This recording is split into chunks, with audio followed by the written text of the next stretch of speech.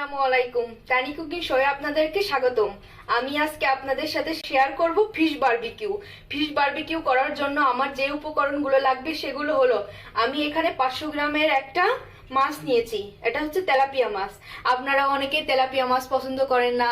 আপনারা যদি এইভাবে বারবিকিউ করে এই মাছটা খান তাহলে আপনাদের বারবার খেতে ইচ্ছে করবে। এই মাছটা বারবিকিউ করার জন্য আমার যে মশলাগুলো বা যে সসগুলো আমি আজ ব্যবহার করব সেগুলো হলো, আমি এখানে নিয়েছি সাদা সিরকা, এখানে নিয়েছি সয়া সস, এখানে নিয়েছি ফিশ সস, এখানে নিয়েছি বারবিকিউ সস, এখানে নিয়েছি হট টমেটো সস। আর আপনারা এই সসগুলো যে কোনো সুপার শপে পেয়ে যাবেন। আরো আমি এক্সট্রা কিছু এখানে মশলা ব্যবহার করব, সেটা হলো আমি এখানে নিয়েছি টক দই, আর একটু হচ্ছে রসুন বাটা, আরো ব্যবহার করব আমি এখানে জিরা বাটা, একটু শুকনা মরিচের গুঁড়া, আর একটু হচ্ছে ধনিয়ার গুঁড়া। এবার আমি প্রথম স্টেপ শুরু করব। এবার আমি মাছটাকে এরকম ভাবে চিড়ে চিড়ে নেব যাতে করে মশলাটা ভিতরে যায়। এটা কাটার মূল উদ্দেশ্য হচ্ছে যাতে মশলাগুলো ভিতরে প্রবেশ করতে পারে, তার ফলে এটা খেতে অনেক টেস্টি হবে। তাই আপনারা এরকম ভাবে একটা ছুরির সাহায্যে কেটে নেবেন। দেখেন বন্ধুরা, আমি মাছটা ঠিক এভাবে চিড়ে চিড়ে নিয়েছি, আপনারাও এইভাবে চিড়ে নেবেন দুই দিকেই। আমি এখানে হালকা একটু ভিনেগার আর একটু হালকা লবণ দিয়ে এটা 10 মিনিট মাখিয়ে রাখবো, তাহলে এক্ষেত্রে মাছের যে একটা এক্সট্রা গন্ধ আছে সেটা চলে যাবে। এভাবে মাখিয়ে আমি এটাকে 10 মিনিট রেখে দেব। 10 মিনিট সিরকা এবং লবণ মিশ্রণে পানি দিয়ে আমি এটা ভালোভাবে ধুয়ে নিছি। এবার আমি এতে যে মশলাটা মাখাবো সেই মশলাটা আমি আলাদাভাবে একটা বাটিতে মিশিয়ে তারপরে আমি এটার মাখাবো। এবার চলেন আমি মশলাটা মাখাই। প্রথম পর্যায়ে আমি বাটিতে আগের থেকে ফাটিয়ে রাখা টক দইটা নিয়ে নিব। তারপরে আমি এখানে নিব রসুন বাটা, তারপরে আমি এখানে নিব জিরা বাটা, শুকনা মরিচের গুঁড়া আর ধনিয়ার গুঁড়া। এই মাছটা যে স্বাদটা আসবে সেটা হচ্ছে লবণ এবং মরিচের, এই দুইটা যদি বেশি হয় তাহলে মাছটা খেতে আরো বেশি সুস্বাদু হয়। আপনারা এই দুইটার পরিমাণ একটু বাড়িয়ে দিবেন। তারপরে আমি এখানে নিব পরিমাণ মতো লবণ, তারপরে আমি এখানে নিব 1 টেবিল চামচ সয়া সস, তারপরে আমি এখানে নিব 1 টেবিল চামচ ফিশ সস, তারপরে আমি এখানে নিব 1 টেবিল চামচ বারবিকিউ সস, তারপরে আমি এখানে নিব 2 টেবিল চামচ হট টমেটো সস। তারপরে আমি সব উপকরণগুলো ভালোভাবে মাখিয়ে নিব। আমার মশলাটা এ পর্যায়ে মাখানো শেষ। এ পর্যায়ে আমি মশলাটা ভালোভাবে মাছের ভিতর মাখাবো।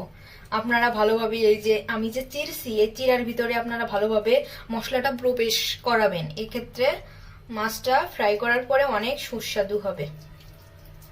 আপনারা এই যে আমি মশলা মাখিয়েছি, আপনারা এটা বেশি পাতলা করবেন না, এক্ষেত্রে আপনাদের মাছের গা থেকে গড়িয়ে গড়িয়ে পড়ে যাবে, এক্ষেত্রে আপনাদের সঠিক স্বাদটা আপনারা পাবেন না। আপনারা ইচ্ছা করলে এখানে আমি যে সস বারবিকিউ সস ব্যবহার করছি, আপনারা চাইলে এখানে বারবিকিউ মশলাও ব্যবহার করতে পারেন। আপনাদের যা ইচ্ছা আপনারা সেরকম মশলা নিজেদের মতো করে এটা তৈরি করতে পারেন। আমিও খুব সামান্য উপকরণ দিয়ে এটা তৈরি করেছি। আশা করি এরকম ভাবে করলে আপনারা ভালো কিছু আপনাদের প্রিয়জনকে খাওয়াইতে পারবেন এবং নিজেরা খেতে পারবেন। মশলা মাখিয়ে যে বাকি মশলাটুক থাকবে সেটার আপনারা ইচ্ছা করলে বেশি যদি হয়ে যায় তাহলে পরবর্তীতে আপনারা এটা ফ্রাই করার সময় ব্রাশ দিয়ে উপরে প্রলেপ দিতে পারেন। এই বারবিকিউ ফিশ বারবিকিউটা করার জন্য সব মাছের ক্ষেত্রেই একরকমই মশলা আপনারা ব্যবহার করবেন। কুড়াল মাছ, তারপরে যে কোনো মাছ বারবিকিউ ক্ষেত্রে এরকম। আমি এটা আজকে আপনার হচ্ছে ফ্রাই প্যানে ফ্রাই করব, কারণ আমার বাসায় আগুনের জ্বালানোর মতো কোনো পরিস্থিতি নাই। এক্ষেত্রে আমি আপনাদেরকে ফ্রাই প্যানে গ্যাসের চুলায় এটা আজকে ফ্রাই করে আপনাদেরকে দেখাবো। আপনারা ইচ্ছা করলে এটা গ্রিলও করতে পারেন। এই মাছটা আমি আজকে ফ্রিজে 2 থেকে 4 ঘন্টা রেখে তারপরে করব। আপনারাও 2 থেকে 4 ঘন্টা রেখে মশলা মাখিয়ে রেখে তারপরে আপনি ফ্রাই করবেন, তাহলে এক্ষেত্রে এই মশলাটা মাছের ভিতরে ভালো মতো চলে যাবে, এক্ষেত্রে খেতে অনেক টেস্টি হবে। এই পর্যায়ে আমার মাছটাই মশলা মাখানো শেষ। এবার আমি এটা নর্মাল ফ্রিজে 4 থেকে 5 ঘন্টা রেখে তারপরে আমি এটা ফ্রাই করব। 5 ঘন্টা ফ্রিজে রাখার পরে এ পর্যায়ে আমি মাছটা ফ্রিজ থেকে বের করে নিয়েছি। এবার আমি মাছটা ফ্রাই করার জন্য ফ্রাই প্যানে 2 টেবিল চামচ সয়াবিন তেল নিয়ে নিয়েছি। এ পর্যায়ে আমি মাছটা আস্তে করে এর ভিতরে দিয়ে দিব। এ পর্যায়ে আপনারা গ্যাসের আঁচটা মিডিয়াম আঁচে রাখবেন, রেখে এটাকে 10 মিনিট প্রথম পর্যায়ে ঢেকে রাখবেন। 10 মিনিট পর আমি একটা চিমটির সাহায্যে আলতোভাবে ধরে আমি এটাকে উল্টিয়ে দিব। উল্টিয়ে আমি এটা আবার 10 মিনিটের জন্য ঢেকে দিব। তারপরে আমি হালকা করে আমার যে মশলাটা মাখানো ছিল আমি হালকা করে এরপরে ব্রাশ করে দিব।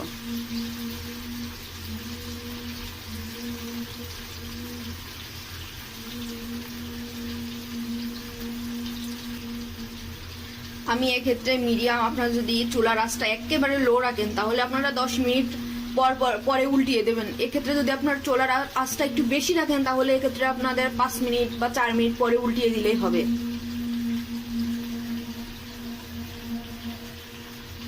এ পর্যায়ে আমি আবার আলতোভাবে ধরে এটাকে উল্টিয়ে দিব। তারপরে আমি মশলাটা এই পাশে আবার ব্রাশ করে দিব।